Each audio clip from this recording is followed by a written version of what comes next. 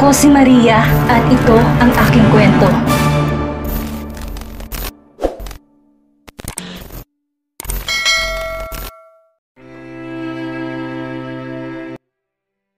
Nauwi na nila ang kanilang anak sa mansyon. Napuno ng saya ang buong mansyon sa pagdating ng kanilang bagong silang na sanggol. Wala pa ring balita sa Jax tungkol kay Teo. Di na to nagpakita o tumawag sa kanya pagkatapos na makulong ang ina nito. Nakakagigil lumantong si Crystal. Ako ang mag-aalaga sa kanya, ha? Sabi ni Wendy. Parang naalarma si Jesusa sa narinig. Mari, ako dapat ang mauna. Sa umaga ako, sa tanghali ka, para magkaroon ng pahinga si Mommy, giit niya. Tumawa sina Amethyst at Jax. Nag-uunahan pa ang kanilang mga ina na alagaan si Crystal. Ma at nanay, okay lang po ba kung gusto ninyong parehong alagaan si Crystal? Pwedeng-pwede po, saway na sabi ni Jax. Nagkatinginan sina Wendy at Jesusa, saka sabay silang tumawa ng malakas. Hindi sila mapakali kapag nakikita ang kanilang apo. Gustong-gusto nila itong palaging kargahin at alagaan. Nakikita nilang mabait na bata to paglaki, hindi iyakin at madalas na tunog. Sanggol pa lang, mana na sa ama. Kinabukasan ay magkasama ang mag-ama. Dadalawin nila sa kulungan si Ramil. Pagkalipas na ilang buwan, ngayon lang sila nagkalakas loob na harapin ang kapatid ni Roger. Hindi pa nila ito tuluyang napapatawad, pero hindi naman habang buhay ang kanilang galit. Ayaw din nila na mayroong bigat ang kanilang mga puso. Mapapatawad din nila si Ramil at Carlota, pero dahan-dahan lang. Ramil Baruel, may bisita ka. Napatunghay sa kanyang ulo si Ramil sa gwardya nang marinig ang pangalan niya. Sa loob ng magtatatlong buwan, ngayon lamang siya nagkaroon ng bisita. Inihintay niyang dumalaw ang kanyang anak na si Teo. Makakahingi siya ng tawag dito pero parang pati ang anak niya, kinalimutan na siya. Sino daw po? Magalang niyang tanong. Hindi ko kilala. Ikaw na lang tumingin kung sino sila. Malamig na sagot ng gwardya habang binubuksan ang selda. Napaisip si Ramil. Sila? Sino kaya ang nakaalalang dalawin siya? Nang mabuksan ang kanilang selda, nakaposas na inalalayan siya ng gwardya para pumunta sa visiting area. At nang malapit na siya, natanaw na ni Ramil ang sinasabi ng gwardya ng mga bisita niya. Napahinto siya sa paglalakad at napatingin sa kanyang kapatid. Dahan-dahang naglakad si Ramil palapit sa kanyang kapatid at pamangkin. Hindi niya alam kung paano sila haharapin pagkatapos ng lahat ng mga ginawa niya. Natigilan si Roger sa nakitang itsura ng kanyang kapatid. Ibang-iba na to nung huli niyang makita si Ramil. Yun ang araw na naipakulong nila ito dahil sa mga nagawang kasalanan sa kanya. Tinanggal ng gwardya ang posas ni Ramil sa kamay, saka ito tumalikod at umalis. Maupo ka, Ramil, paanyaya ni Roger. Nag-aalangan pa si Ramil na sumunod sa nakatatandang kapatid, pero sa huli sinunod din niya ito. Tinitingnan niyo po ba kung patay na ako? Matigas ang pagkakasambit ni Ramil at napatingin sa mag-ama. Wala kaming intensyon na ganyan, Tito Ramil, tago na Jax. Nahigit ni Ramil ang kanyang paghinga nang marinig na tinawag siyang tito ni Jax. Tiyuhin pa rin ang tingin sa kanya nito. Nagpunta kami rito para makita namin ang kalagayan mo, kung tinatrato ka ba ng tama sa loob. Hindi ako masamang tao, Ramil, alam mo yan, para mag-isip ng di maganda sa'yo. Tinanggap kita nung dinala ka ni Papa sa bahay at pinakilala kanyang kapatid ko. Minahal kita kahit pa anak ka sa pagkakasala ni Papa. Napayo ko si Ramil. Nahihiya siya kay Roger na siya pa ang nag-iisip ng masama. Imbes na pagsisihan niya ang kanyang mga nagawa, siya pa ang nagmamatigas. Pinangako ko kay Papa na poprotektahan kita at aalagaan bilang nakatatanda mong kapatid, pero ano tong nagawa mo sa akin? Napatunghay si Ramil sa kanyang kapatid. Puno na ng pagsisisi ang nababanaag sa kanyang mga mata. Kuya, patawarin mo ko. Naging sakim ako at makasarili. Hindi ko pinahalagahan ang lahat ng ibinibigay mo. Pinag-iisipan ko pa ng masama ang lahat ng kabutihan mo. Ang lahat ng tao pwedeng magbago, Ramil. Darating ang araw mapapatawad kita ng buo, pero makakaasa ka hindi ako magtatanim ng galit sa'yo. Kapatid pa rin kita, sa kabila na naging kasamaan mo sa akin. Hinihiling ko lang na maging maayos ka rito sa loob habang pinagbabayaran mo mga kasalanan mo. Sabi ni Roger na wala ang galit sa kanyang puso. Tito, hihintayin po namin ang araw ng paglaya ninyo. Gusto namin ni tatay na Mawala ng lahat ng sakit, dulot ng mga nangyari. Sana naman po gawin niyo na ang tama para tuluyan na namin kayong mapatawad. Si Teo po nagpakalayo-layo para makalimot. Alam ko po, naiisip niya kayo. Siguro darating ang araw haharapin niya kayo. Mahabang litanya ni Jax. Napatitig si Ramil sa kanyang pamangkin. Ang dami niyang nagawang kasalanan, pero iginagalang pa rin siya ni Jax. Napakababa ng loob ng mag-ama. Tunay ngang silang magkadugo. Biglang sumagi sa isip niya si Teo. Napakalaki ng kasalanan niya sa kanyang anak at sana mapatawad pa sila nito. Sana hindi pa maging huli ang lahat sa kanila ni Carlota. Na magbago, na maging mauulit ang kanilang pamilya. May apo ka na pala, Jax, kay isang batang babae? Balita ni Roger. Nanatiling hindi makaimik si Ramil, ngunit masaya siya sa narinig. Paano? Pumunta lang kami rito para makita ang kalagayan mo. Ako na ang bahala kay Teo, kaya huwag ka nang mag-alala sa anak mo. Parang anak ko na rin si Teo. Paalam na sabi ni Roger at tumayo. Sumunod din sa kanya si Jax. Magpapaalam na po kami. Mag-iingat po kayo dito. Paalam ni Jax na pinilit nang ngumiti. Muli, sinulya pa ni Roger ang kapatid na nanatiling tahimik at nakaupo pa rin. Ramdam niyang binabagabag na ito ng kanyang konsensya at nagsisimula ng magsisi. Alagaan mo ang sarili mo, kapatid ko. Muling paalam niya bago tumalikod kay Ramil. Nang makaalis ang mag-ama, napayoko si Ramil. Napaluha siya. Napakagulol siya ng malakas na iyak. Isang buwan na si Baby Crystal at bukas ang double wedding ni na Amethyst at Jax. Sakang tatay Roger nila at ni Nanay Jesusa. Excited na si Jax. Magkasama silang mag-ama sa hotel room. Bawal daw muna nilang makita ang kanilang bride. Bakit may ganito pang pamahiin, tay? Di naman ganito nung kasal ni Tristan at Catriona. Reklamo ni Jax. Isang araw na hindi makita si Amethyst, parang di siya mapakali. Natatawa si Roger sa tinuran ng kanyang anak. Hayaan mo na. Bukas naman tiyak makikita na natin sila. Ayaw mo nun? May suspense sa thrill. Humalakak si Jax. May nalalaman pang ganon ang kanyang ama. Sa edad nito ang akala niya makaluma na ng isip. Hanep, tay. Para ka na rin palang Gen Z eh. Kakaiba ka rin? Tudyo niya sa ama. Napataas ang sulok ng labi ni Roger. Kapag ganito na may inspirasyon tayo, syempre parang feeling natin bumabata tayo. Tumawa na naman ng malakas sa Jax. Iba talagang nagagawa ng pag-ibig tayo, no? Nakangiting tumango si Roger. Matulog na nga tayo. Maaga pa tayong gigising. Excited ka na ba sa kasal mo bukas? Yes po, tay. Miss ko na po kaagad si Amethyst. Ngayon lang kami nagkahiwalay ulit ng ganito. Mahinang tinapik ni Roger sa balikat sa Jax. Tumayo na siya at pumunta sa kama niya. Kinabukasan, kasal na ni na Jax at Amethyst. Abala na sina Tristan at Catriona. 2 buwan na rin ang kanilang pangalawang anak at si Trevor 4 years old na. Babe, are you ready? Kailangan na nating pumunta sa simbahan. Tanong ni Tristan sa asawa. Ready na ako, pero tingnan ko pa si Celestine kung nakaayos na siya. Si Celestine pa naman ang maid of honor ni Amethyst. Tugon ni Catriona. Kinuha ni Tristan ang panganay na anak na bihis na rin.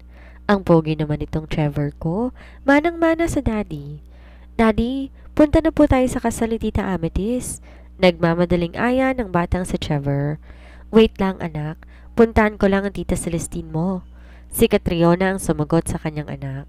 Iniwanan muna niya ang anak sa yaya nito at pinuntahan ng kapatid sa kwarto nito sa hotel. Nang matapat siya sa pinto ng kwarto, kumatok kaagad siya. Celestine? Celestine! Tapos ka na bang magbihis? Tawag niya sa kapatid. Bumukas ang pinto at bumungad sa kanya ang kapatid na pupungas-pungas ang mata. Halatang kagigising lang. Ano yon, Ate Catriona? Tanong ni Celestine na humihikam pa. Mariing napatiim si Catriona. Hindi ka pa bihis? Celestine, kasal ni Amethyst mo at ikaw ang maid of honor. Nakalimutan mo na ba? Biglang nanlaki ang mga mata ni Celestine. Nawala sa isip niya. Napuyat siya kagabi kapapanood ng K-drama. Hala ate, sorry. Nawala sa isip ko eh. Napatampal si Catriona sa sariling noo. Nakalimutan mo? Nasa hotel nga tayo eh. Bilisan mo na. Maligo ka na. Magbihis ka. Napupuntahin ko ng makeup artist mo. Ngayon na. Mauna na kami sa simbahan ha, sumunod ka na lang. Opo ate, sagot ni Celestine at mabilis sinarado ang pinto. Napasabunot siya sa kanyang buhok. Bakit ba kasi nagpuwit pa siya kagabi? Ayan tuloy, tinanghali siya ng gising. Mabilis siyang naligo. Wala na siyang oras. Kailangan pa niyang mag-makeup, kaya kailangan magmadali. Nasa lobby na si Celestine sa hotel. Sa pagmamadali niya, hindi niya napansin ang taong nasa unahan niya. Bigla na lamang siyang napasinghap nang may makabunggo siya. Nanlalaki ang mata niya at napaawang ang kanyang bibig. Babagsak na sana siya sa malamig na tiles ng sahig, ngunit natigilan siya nang bigla may humapit sa kanyang bewang. Careful, mahinang sabi ng lalaki habang matatag siyang hinahawakan. Napatitig si Celestine sa estrangherong sumalo sa kanya. Oh no, bakit parang ang bango niya? Halos hindi siya makakilos at lalo siyang nataranta na mapansing gwapo ito. Mas lalong bumilis ang tibok ng puso niya, hindi lang dahil sa pagkagulat, kundi pati na rin sa presensya ng lalaki. Sorry, bulalas niya kaagad habang pilit na lumalayo mula sa pagkakayakap nito. Hindi ko sinasadyang mabangga ka, ngumiti ang lalaki. It's alright. Good thing I was here, otherwise you might have landed flat on your back. Napangiti si Celestine, bahagyang nahihiya. Nice one, Celestine. Muntik na talagang tumama ang puwet mo sa sahig. Nakakahiya ka. Kastigo ng sariling isip. Ma'am Celestine, tayo na po. Kanina ko pa po kayo hinihintay, sabi ni Manong. Ang driver ng kotse na sasakyan niya pupunta sa simbahan. Sige po, sagot niya at hinanap ang lalaking nakabangga niya. Nagpalingalinga siya sa lobby ng hotel pero hindi niya na ito nakita. Hindi man lang siya nagpapasalamat sa ginagawa nito. Napakibit na lamang si Celestine ng kanyang balikat at lumabas na sa hotel. Lulan si Celestine sa sasakyan papunta sa simbahan pero okupado pa rin ang isip niya ng lalaking nakadaupang palad niya sa hotel. Parang pamilyar sa kanya ang lalaki pero hindi niya malaman kung saan niya ito nakita. Sa simbahan, kabado sa Jax. Katatapos lamang maglakad ni Celestine at ng buong entourage. Nakasaradong malaking pinto ng simbahan ng Santo Agustin, ang lugar na napili nilang pagdausan ng kasal. Napaka-solemn ng paligid, tahimik, sagrado, at may tanawing burol at karagutan sa ibaba. Umalingaw-ngaw ang magandang kanta sa buong simbahan. Iyon naman ang hudyat ng pagbubukas ng pintuan. Napaiyak agad si Jax nang masilayan ang kanyang asawa. Nasa likuran nito ang kanyang ina na sobrang ganda sa suot nitong wedding gown. Parang gusto niyang takbuhin si Amethyst at hilahin na papunta sa altar, pero kailangan niyang maghintay hanggang sa makarating ito sa kanya at hawak kamay silang maglalakad papunta sa altar. Pare, anong pakiramdam? Tanong ni Tristan. Di ko may paliwanag. Still, I'm like dreaming. Hanggang ngayon, para pa rin akong lutang. Napangiti si Tristan. Napatingin siya sa kanyang asawa na si Catriona. Ganyan na ganyan din ako nung makita ko si Catriona naglalakad. Worth it ang lahat. Siguro kung hindi mo ako binuyo kay Amethyst, hindi siya magiging para sa akin. Salamat pare. Pwede ka nang maging love guru. Napakunot ang noo ni Tristan. Sira ulo ka, Jax. Pasalamat ka na sa kasal mo tayo. Kung hindi, nakatikim ka. Babala niya na natatawa. Biro-biro lang, ikaw naman, sabi ni Jax na napapakamot pa sa kanyang ulo. Katabi ni Jax ang ama na tahimik at seryosong naghihintay sa nanay niya. Napabaling ang tingin ni Roger sa kanyang anak na si Jax. Nginitian ni Jax ang ama at sumaludo naman si Roger. Nang makarating ang dalawang bride, nilapitan ni Jax ang asawa. Pati rin si Roger pinuntahan si Jesusa. Kinuha ang kamay nito at naiangkla sa kanyang braso. Sabay silang dalawa na magkapareha na naglakad papunta sa altar. Napalingon si Jax kay Amethyst. Nagtama ang kanilang mga mata. Matamis na nganitian niya ang asawa. Sinimulan na ni Father ang seremonyal ng kasal. Nagpalitan sila ng vows, mga pangako nila sa isa't isa. Hindi naman mapakali si Celestine sa kanyang kinaupuan. Hindi niya maintindihan ang sarili. Bakit ba ganito na lang kalakas ang kabog ng dibdib niya? Napahigpit ang kapit niya sa ibabang kamay niya. Celestine, Anong nangyayari sa'yo? Kanina ka pa galaw ng galaw para kang kitikiti sa kinaupuan mo. Saway ni Catriona sa kapatid. Napansin niya ang tila pagkabalisa ni Celestine. Wala, ate. Sagot ni Celestine at umayos ng upo. You may now kiss your bride, Jax. Utos ni Father, tsaka binalingan si Roger. You can kiss your bride, Roger. Sabay nilang tinanggal ang belo ng kanilang mag-asawa. Napangiti si Jax kay Amethyst. Buong pagmamahal niya itong tinitigan. Dahan-dahan niya na inilapit ang kanyang mukha sa mukha ni Amethyst. Napapikit si Amethyst ng kanyang mga mata at dinama ang matamis na halik ng asawa sa kanyang labi. Nagpalakpakan ng lahat ng kanilang mga bisita, kamag-anak at mga kaibigan. Bumitaw sila sa isa't isa at napaharap sa lahat ng tao.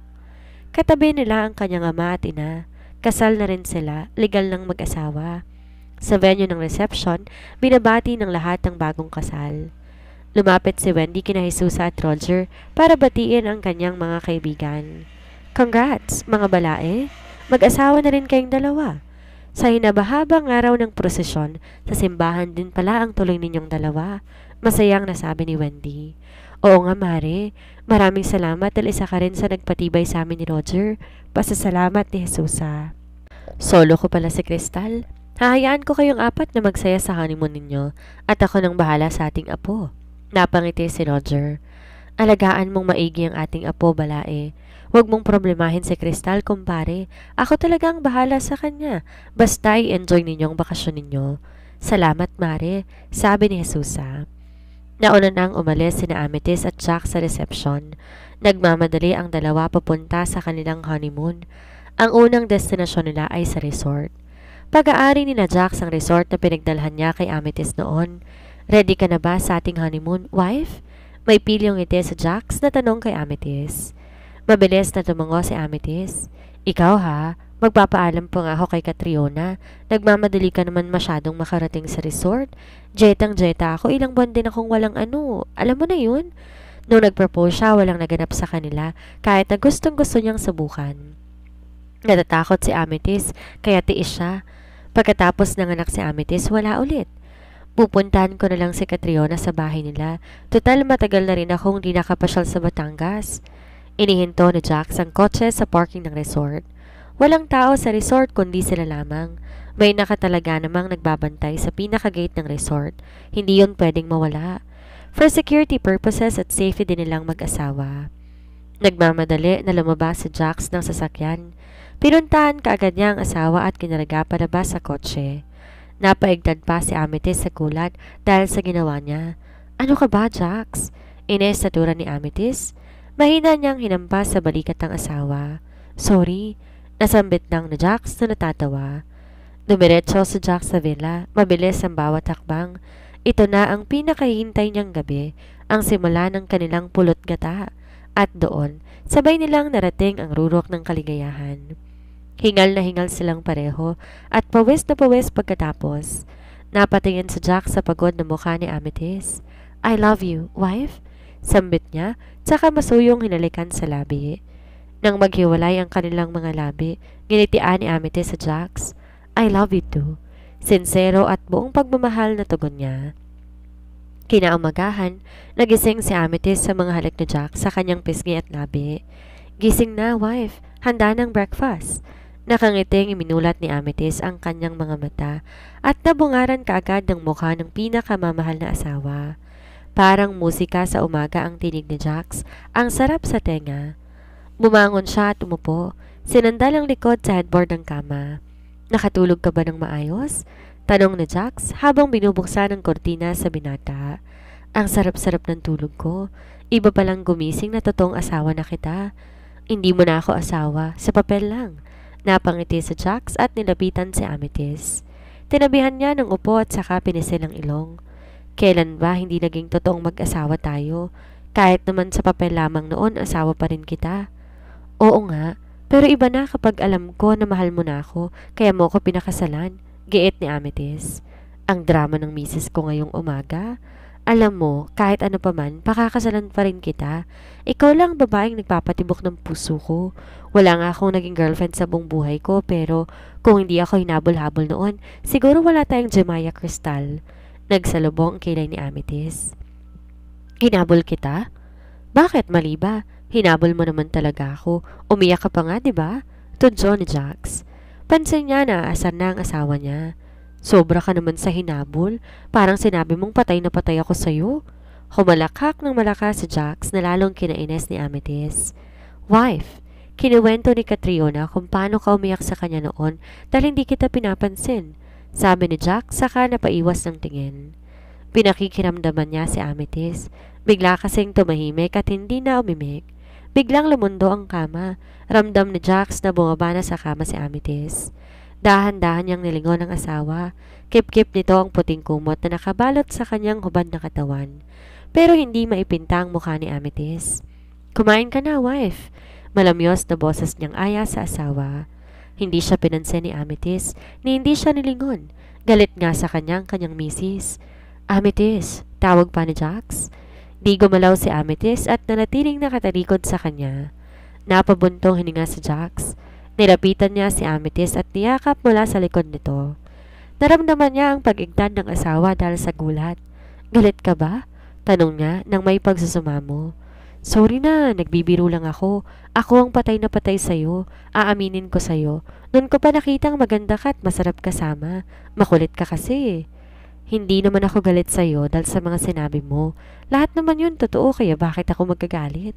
Sagot ni Amethyst pero tila may tampo sa tono ng boses. Bakit ganyan ang reaksyon mo kung hindi ka galit? Tinanggal ni Amethyst ang mga kamay ni Jax at hinarap ang asawa. Ang hirap palang itanggi ang totoo, pero proud ako na una kitang minahal. Mahal na mahal kita, Jax Baruel. Noon, ngayon, at syempre magpakailanman. Napangiti sa Jax. Parang program lang sa TV. Nainis naman si Amethyst at mahinang hinampas sa balikat sa Jax. Ikaw talaga, puro kabiro. Hinawakan ni Jax ang isang kamay ni Amethyst at hinilato papunta sa kama. Masaya lang ako kasi tayo pa rin. Lalong tumitibay tayo sa mga pinagdadaanan natin. Ikaw lang at ang anak natin ang magiging buhay ko. Na-miss ko bigla si Crystal. Pwede bang isama na lang natin siya sa honeymoon natin? Wife, hindi kita masasolo kung kasama natin si Baby Crystal. Sandali lang ang honeymoon natin, mga 1 buwan. Nanlaki ang mga mata ni Amethyst. 1 buwan? Seryoso ka ba? Baka mamaya hindi na tayo kilala ng anak natin. Kasama niya si Mama Wendy. Hindi niya pababayaan ang ating prinsesa. Giit ni Jax. Napahilig si Amethyst sa dibdib ni Jax. Mahal kita, mister ko. Mas mahal kita, wife ko. Ganting sabi ni Jax. Niyakap niya na mahigpit si Amethyst at isang halik ang muli nilang pinagsaluhan. Dito na po nagtatapos ang ating kwento. Maraming salamat po sa lahat ng sumuporta at sumubaybay. Muli, magkita-kita po tayo sa susunod pa nating mga istorya.